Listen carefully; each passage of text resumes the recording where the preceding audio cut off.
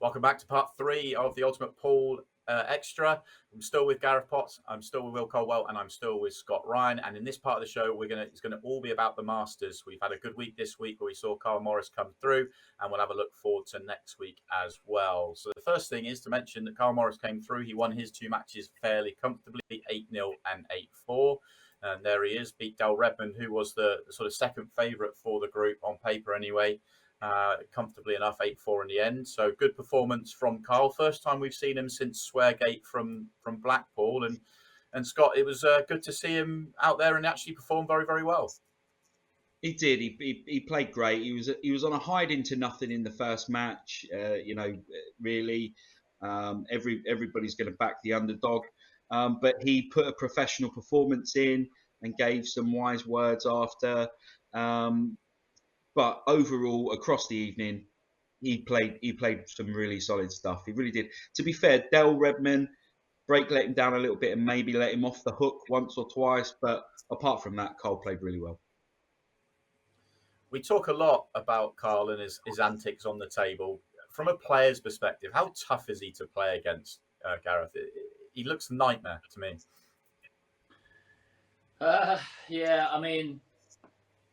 It is what it is with him. I mean, he used to be worse, believe it or not. Yeah. He did used to be. You might wonder how, but he did used to. And I think the thing with Karl is he's an intelligent guy.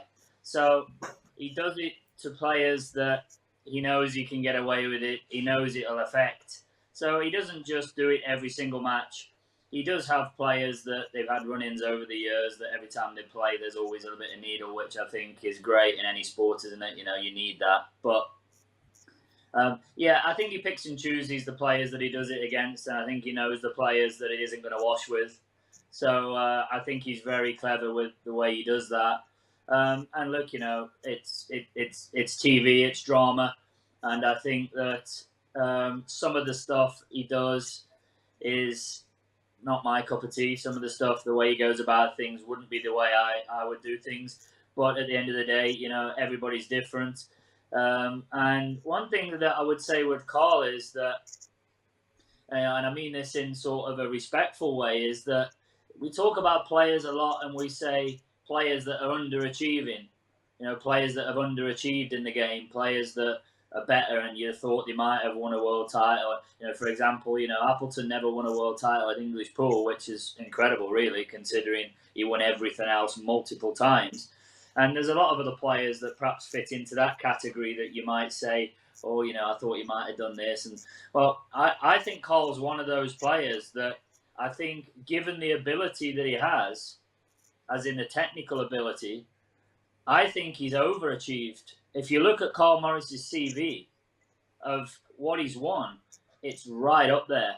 It really is. Had he have not played with the wrong side in the final of the World Championships at 10 each against Jason Twist, he actually put the wrong side on the board. If you watch that back, it's 10 each. He should have played with running side, and he tried to check it, and he openly admits afterwards that he actually played with the wrong side. So had he have not played with the wrong side on his last ball, or second to last ball, he would have won 2 world titles. I think he won 7 or 8 UK tours back in the day when it was, everybody was under one. So if you look at his CV, it's right up there with anybody's. From his technical ability, that isn't right up there with the top players, and he'd be the first to, admit that. So he finds a way of winning. Not always everybody's cup of tea, but he does find a way of winning. And as I just said, his CV is incredible. Yeah, he absolutely is the youngest ever world champion, and he was up against the youngest ever Ultimate Pool competitor. I mean, great to see Justin Matthews out there, just 13 years old, and actually Karl was fantastic with him. You could see that before and after the match as well. But great to see somebody like that out there trying. It wasn't his night, but he gave it his all.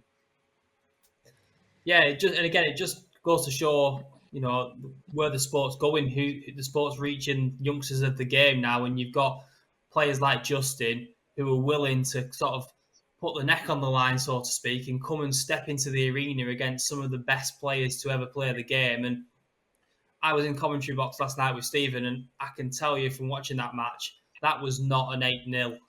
You know, although obviously it finished, that's the way it finished.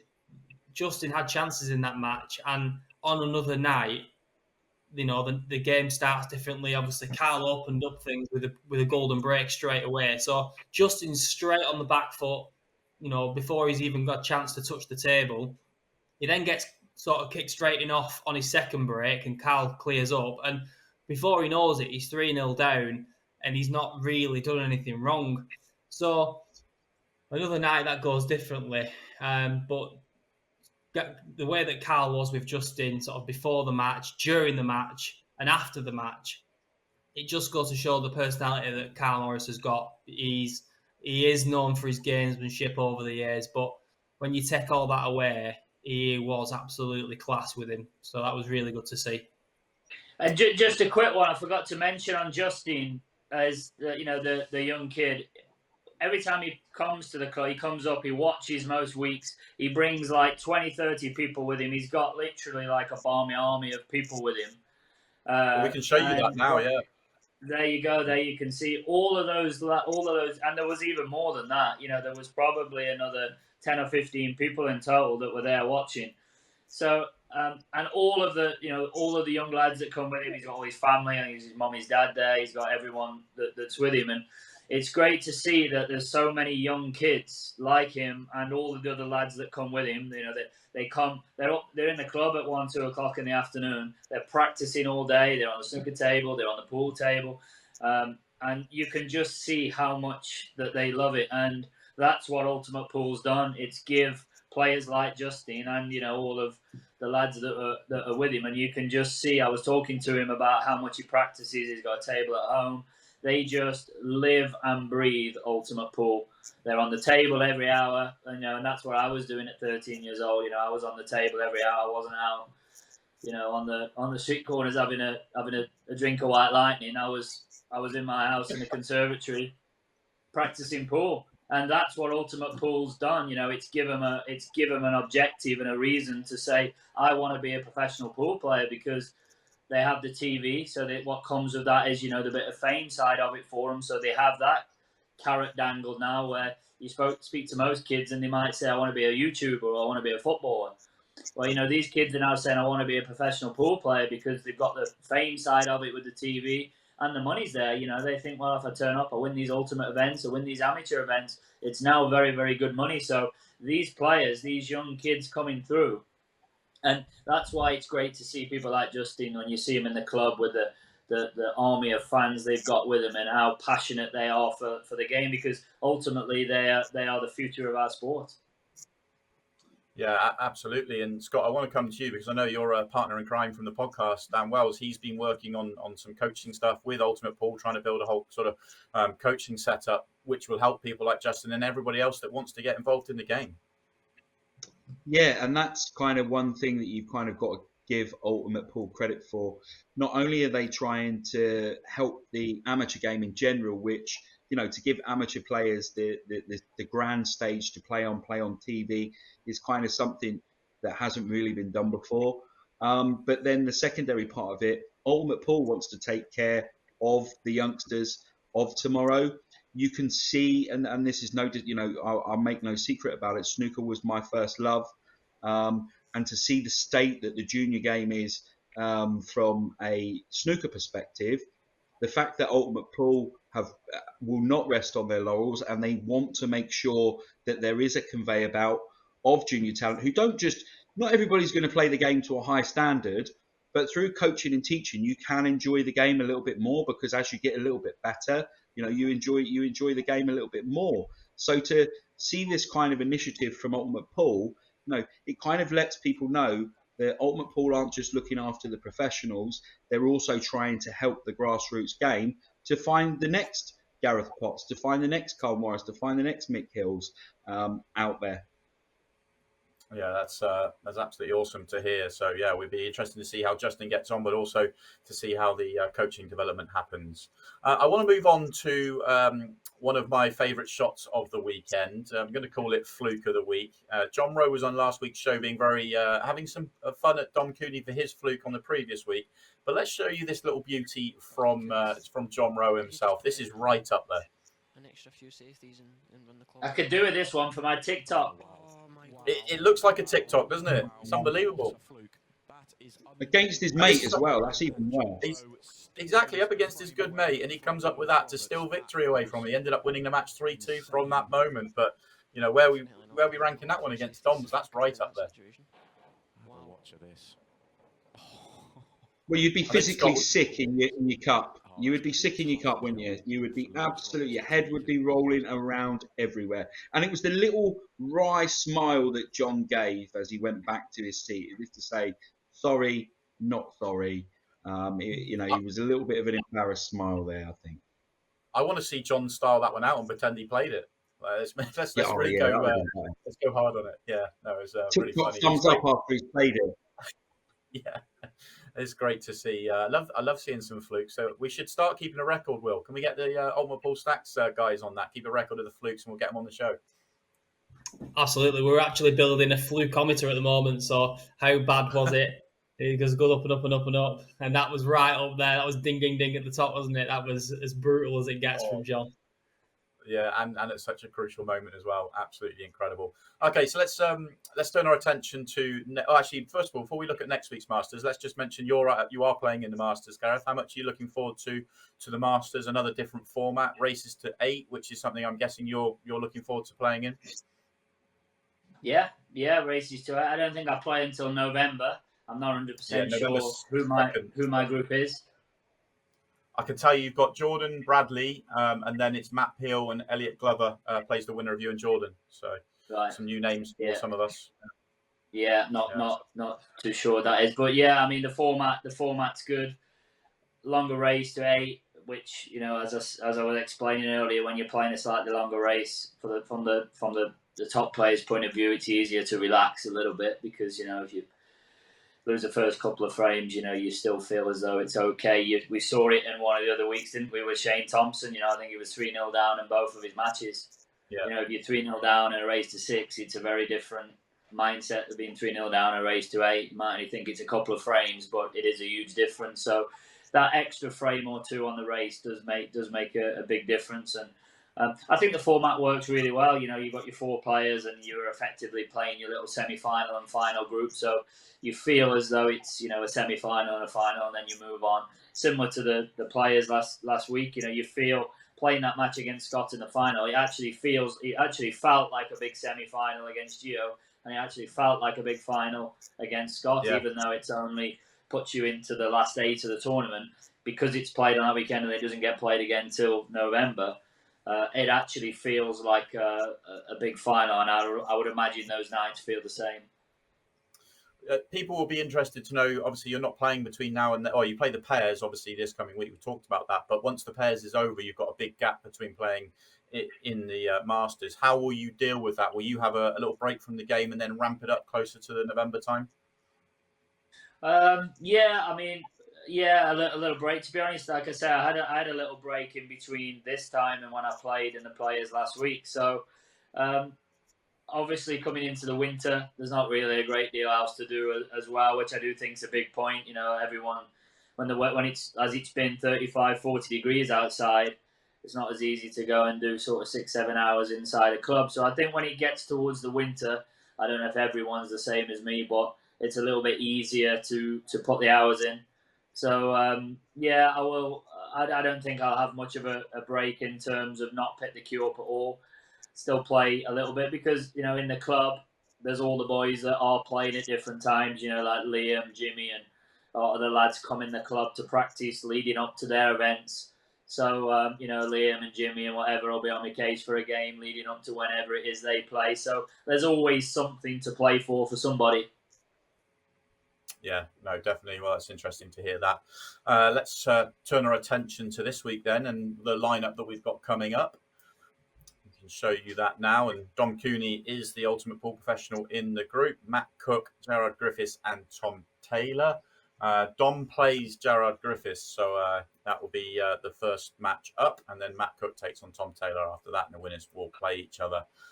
Scott, we need to have our picks, but before we have our picks, we just need to show you the results of this week's Masters. And once again, I've got a hat trick, 3 out of 3, and you can see there I've started to open up a little bit of a gap here, Scott. I'm now 2 in front. I went for Karl Morris, and you went for Del Redmond, who lost in the final. You've been 2 ahead, I think. You've been 2 ahead, I think, 2 or 3 times, and then, as ever, true to form, you stop getting the favourites to pick, and we find out how good your knowledge really is. What I will say is, I get first pick, don't I, on this one? You do get first pick, yeah. I do. So I'm going to go with Dom Cooney to go through in the group. Although I do know a couple of the other players, and they can play. There's absolutely no doubt about that. But yeah, my pick this week is Dom Cooney to go through. Just to point out the fact you're always having a go at me for picking the group favourite, and you've picked the group favourite when you get first pick. Interesting. I'm going to go for Matt Cook. We saw him go really well in the Challenger Series. I think he's going to go really well here. I expect him to do well and get me another point on the board. Will, you want to get off the fence again and come up with another one for us here? Yeah, I'll come back off the fence again. While I'm here, I might as well come off it completely. Yeah, Matt Cook's an interesting player because he is currently sat inside the top 16 in the Challenger Series. So you're not sat in there by fluke. He's obviously had a steady run, this year in the Challenger Series, and wouldn't be surprising at all to see him sat in that top 16 at the end of the December event. Admittedly, I don't know an awful lot about Gerard Griffiths and Tom Taylor, so I couldn't really pick either of them for that reason because I don't know enough about them. And obviously, Dom's CV speaks for itself.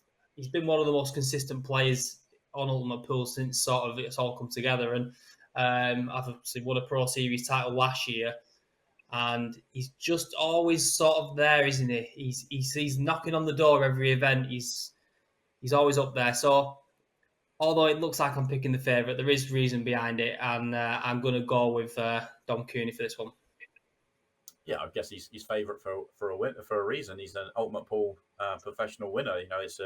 There's no doubt he starts as a comfortable favourite for this group. Gareth, do you want to have a little dabble on this one? Yeah, two of those amateurs I actually do know. So Matt Cook was a pro many years ago, and he's always had a big break. And if you've got a big break, especially at these rules, you have a chance against anybody. So I know Matt. Gerard Griffiths, I know from way back in the junior days. We're around the same age. He's from Stourbridge. He plays in the Ultimate Amateur events. He actually travels up to the club sometimes with his twin brother, and they have a practice. So he is trying to work hard. He is playing in as many events as he can. So it's one of the trickier groups, I would say, for one of the pros who's Dom Cooney. Of course, Dom Cooney is a big favourite. The guy in the group, I'm not sure who that is, but like I say, I do know the other two. I think the big thing to say is you have to pick Dom Cooney, and the reason you have to pick him is the thing to remember is these amateur players and even the amateur players on the Ultimate Series, they don't get chance to play in the arena, whether it be at the arena at the series events up in Blackpool or Birmingham, or whether it's at the club players. And when you don't play on that table and you don't play in that arena very often, under the circumstances of the match clock and the shot clock and everything that goes with playing in that arena, how quick the table is. I know we keep going on about that on the commentary, but it is unbelievably quick. And you have all these players saying, yeah, but the pockets play massive. Yeah, the pockets do play very, very big.